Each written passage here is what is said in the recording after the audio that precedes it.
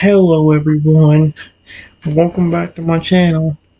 For today guys, I'm gonna do part 37 to my Google Gemini chatbot series. We haven't done this in a while, but I decided to go back to it. But instead of doing the fence like I did the last time, I did get stories created for it again. However, I'm gonna go and do the other one that was below everything else.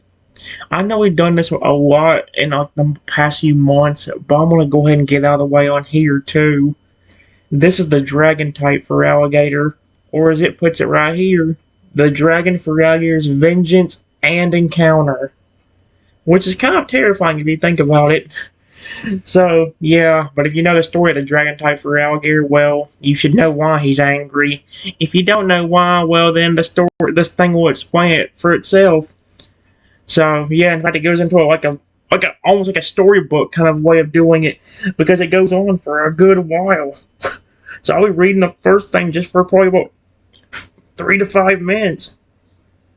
But yeah, hopefully it works out really well and things actually can go right. Let me do something real quick. Not Castle Crush, no. I just did that.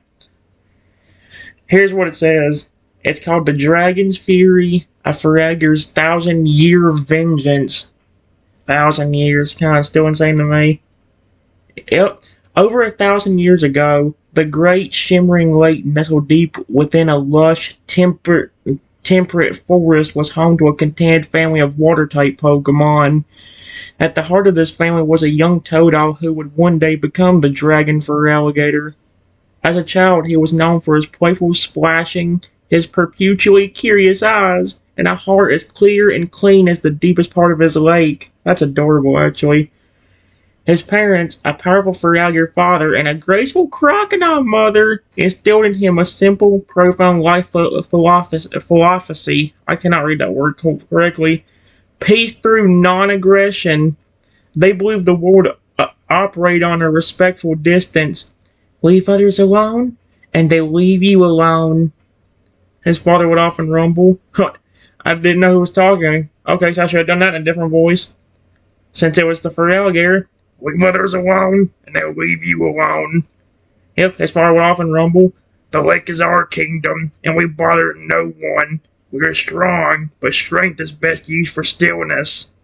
His mother, calm and wise, often added, Fear is what brings trouble. Respect yourself and do not trespass on others, and the balance will hold.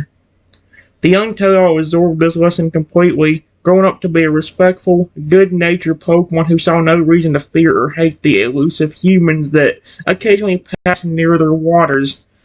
Oh no, and here's where it starts getting dark.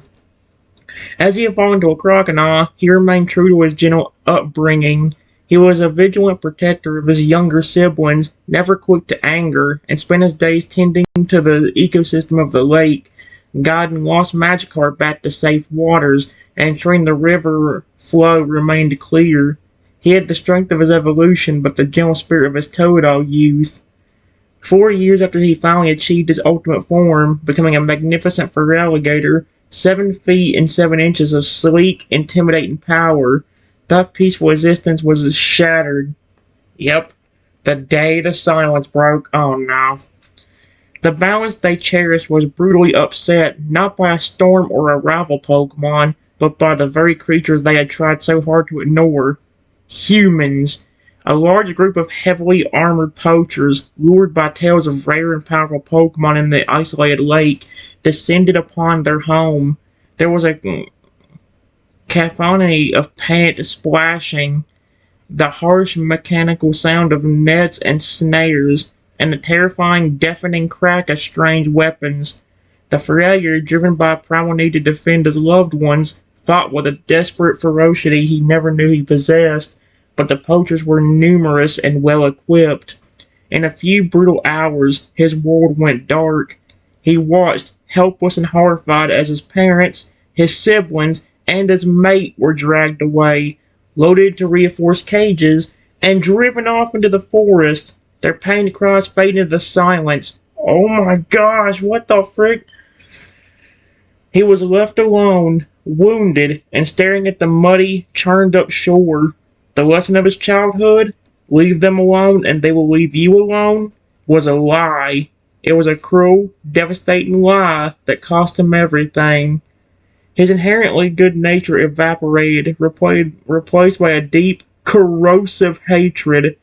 The former tranquility of the lake was now poisoned by his despised for humanity. He swore an oath upon the sacred waters of his home. He would never again allow himself to be weak, and he would make every human pay for the sin of the few. That's horrifying. I hope he don't try to brutally attack me the minute he sees me. I am so dead, aren't I? I, I like how I say that, but then, like, within 30 minutes, that Pullen goes from hating me to flipping wanting to be the protector of me. I mean, even the angry, vengeful Feraligatr ended up doing that, and he hated humans. I think he despised humans more than this Feraligatr does. So, that tells you how much he actually cared about me once he knew I was going to care about him. Oh no. The crystal and the transformation. Yep, here we go. Months passed, and the Feraligatr lived in a perpetual, simmering rage. The lake's peace a constant mockery of his pain. One evening, as the moonless sky hung heavy over the forest, and he was about to retreat into the deepest part of the lake for a restless slumber, he heard a sound that was impossible, a colossal impact, like a mountain falling into the water, not too far from his resting place. The sheer force of the sound pulled him from his exhaustion. He surged through the water and reached the impact site to find the lake churning. Lying half submerged in the mud, glowing with an intense pulsing red light, was a massive, jagged crystal shaped unmistakably like a coiled dragon. Drawn by its unnatural power and strange beauty, the Feraligatr cautiously approached and nudged the glowing object. I just thought of something. Didn't that crystal make him over 900 feet tall? I about forgot how tall this Feraligatr becomes. He is going to rip me so much in half in about... I can bet you in about 10 minutes, if I don't get him to trust me, he might rip me in half. Which is terrifying to think about. I'm about to get ripped in half by literally my favorite Pokemon. Oh, this is gonna be fun. Not. Well, it depends. If he starts liking me, yeah, it could be. Before he could properly examine it, the crystal erupted in a blinding flash of light, humming with ancient energy. The Feraligatr felt a profound, irresistible pull as the crystal suddenly disintegrated, sinking directly into his chest and merging seamlessly with his very being. That is kind of horrifying. A shockwave of pure power pulsed out, violently rippling the water and shattering the surrounding trees. A transformation of terrifying magnitude began. Yep, oh no. He felt his bones groan and stretch. Goodness gracious. And his skin pulled tight over rapidly growing muscle. His height ballooned from a mere 7 feet 7 inches to an impossible height. Yep, reaching over 900 feet tall. He is going to rip me in half. I hope he doesn't, but he might. His quad, hand-like forelimbs got heavier, flattened, and morphed into massive, powerful feet, each tipped with colossal, razor-sharp claws capable of flattening boulders. Great leathery wings tore their way out of his back, and two huge, sweeping horns of dark obsidian bone erupted from his skull. Ugh! The way he describes it is kind of terrifying. His signature red spikes remained, but they grew dramatically sharper, and now each one pulsed with a different, vibrant elemental force. Some tips were writhed in tiny, crackling flames, others fizzled with miniature electric sparks, others dripped with frozen ice. The power flowing through him was indescribable, a fusion of primal water energy and ancient dragon might. Goodness gracious. The Feraligatr was initially stunned by the sight of his own monstrous shadow cast by the red glow, but the shock quickly gave way to a chilling, euphoric realization. What is that word? EUPHORIC. Never heard that one before. The crystal had not hurt him. It had given him the ultimate tool for his vengeance. He was no longer a victim, he was a force of nature. He could feel the auras of every creature for miles, a spectrum of colors that instantly told him who was good and who was evil. And with his new abilities, which include wielding a terrifying arsenal of elemental attacks and a mastery of water bending, the power to mold the lake's water into any living creature he desired, he could finally make humanity answer for the atrocities committed against his family. The happy Feraligatr was dead. Oh my gosh, long live the dragon's fury. Why did it describe it like that? It literally said that the happy Feraligatr was dead. Long live the dragon's fury. Those two lines right there are kind of terrifying. Oh, heck no. Let's see. The Reign of Vengeance. Over the next 990 years, the Dragon Feraligatr used his newfound power to ruthlessly uphold his vengeful oath. He became a terrifying, whispered legend, the Lake Serpent, the Elemental Dragon, the Titan of the Depths. That's kind of a cool name, actually. He patrolled his territory, using his aura-sensing ability to determine the intent of every human who dared approach. If they were truly evil, poachers... It said again. It said murderers. It legit put that in this thing. If they were truly evil, poachers, murderers, or those with cruel intent, he would descend upon them with the full fury of his elemental powers, scattering them with searing flames, paralyzing them with lightning, or simply overwhelming them with the sheer might of his size.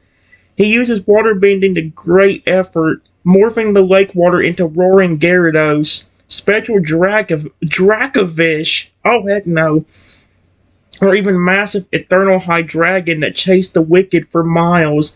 Their manufactured sentience allowing them to remember faces and haunts. He never failed to deliver his brand of justice. If the humans were good, lost travelers, innocent hikers, or those who respected the wilderness, he merely used his massive size to terrify and intimidate, letting his mountainous silhouette or the distant, earth-shaking thump of his colossal steps drive them away, making his lake a place of such fear that few dared to trespass twice. He was immensely successful. His lake became a ghost story, a blank spot on the map, a testament to his eternal fury and the power of the dragon crystal. Yeah, and the quiet morning. Here's where I'm probably going to get squished by a dragon in about 10 minutes. Speaking of 10 minutes, and about 21, I'm going to be forced to do an annoying game mode. Let's hope this has me happy by the time I have to do that game mode, or it's going to be really bad for me.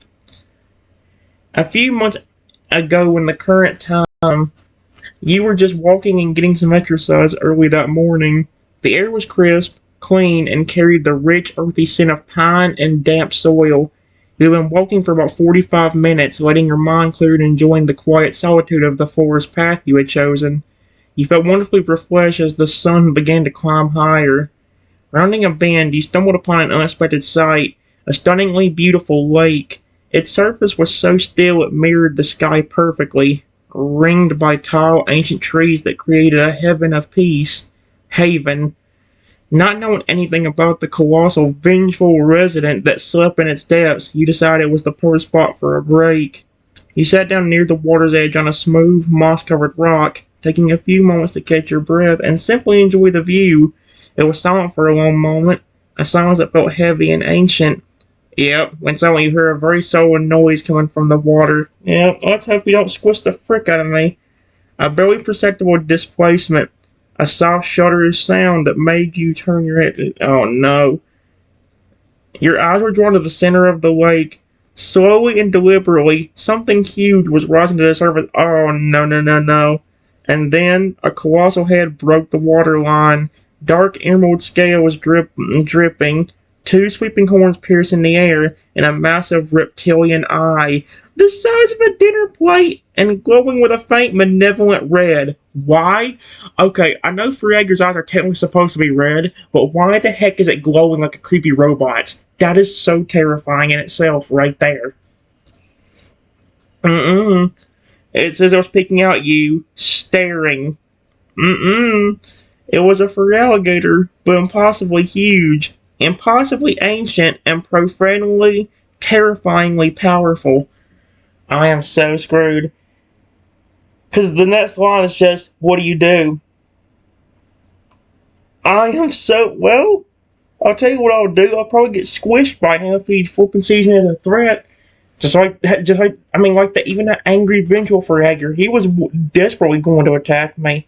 I'm surprised he didn't do anything right away. Honestly, I'm surprised he even gave me a chance to say anything at all. It took a while for him to trust me, but holy crap. That was like the hardest Feraligatr to get to trust me. Even like the poison chrono I got to trust me within like 5, 10, 15 minutes. The dragon Feraligatr took me, or not the dragon one, the angry one that had his parents taken away. Let's say he took about 30 minutes. Probably about an hour to get him to trust me. And I'm the one that takes care of the Feraligatr, so it's like, what in the world? And by I mean, I take care of his species. So it's like, you think he trusts me faster. I mean, granted, I don't know why anyone would believe you, especially after especially a human himself was the one that flipping did the horrible thing to originally make him angry. And I guess for this one too. There's no way he's gonna trust me that easily. Guys, give me a moment.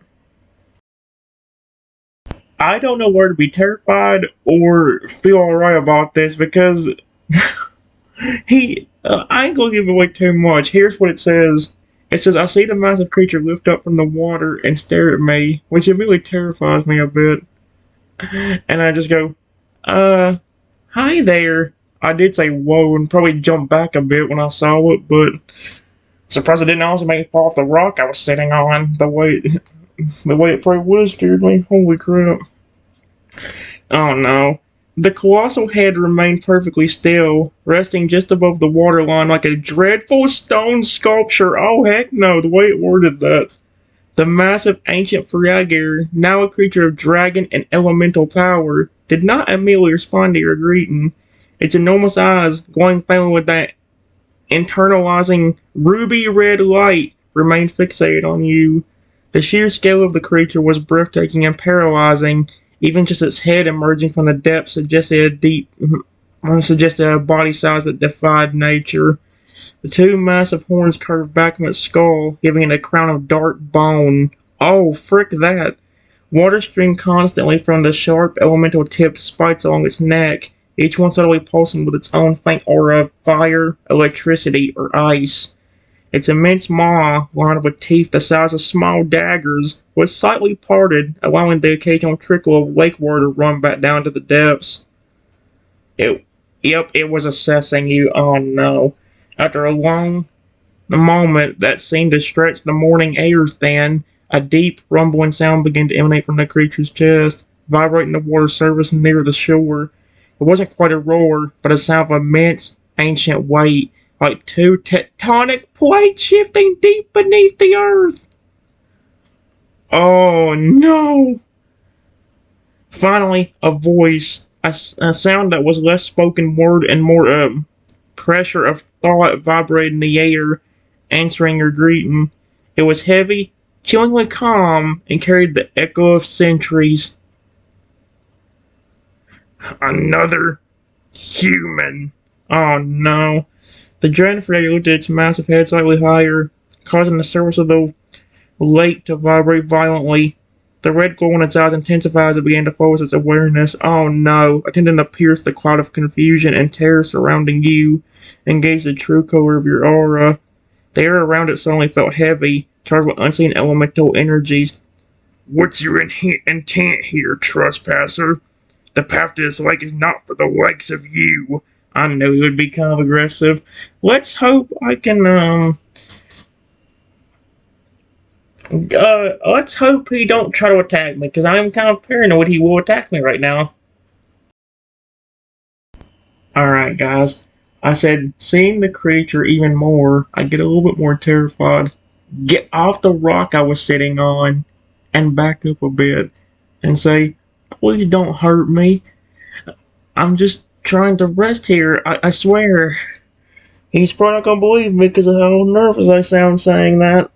Oh no, because it literally says I just say nervously, or I nervously say, because I was worried about getting attacked. So, the gigantic Feraligatr watched every detail of your retreat, the sudden movement, the desperate step off the rock, and the clear distress and fear etched in your face.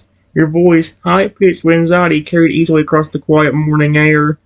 Its monumental head tilted slightly, an unnerving gesture it made the enormous horn shift.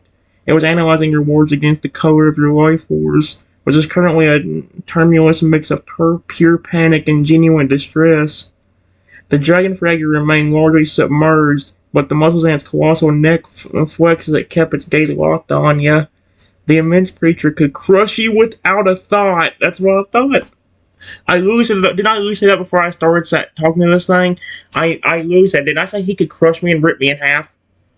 I literally said something like that before I even started this.